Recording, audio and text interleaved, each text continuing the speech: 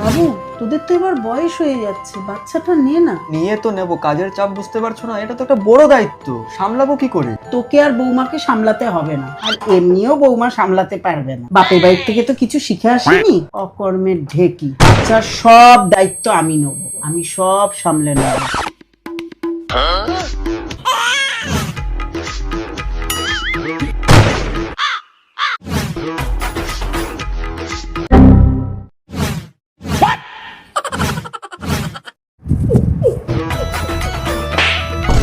বাবু,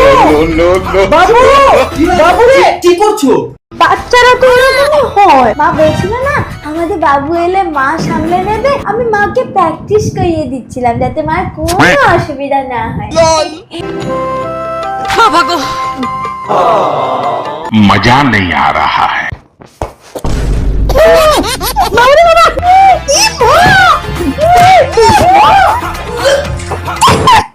বাবু, এই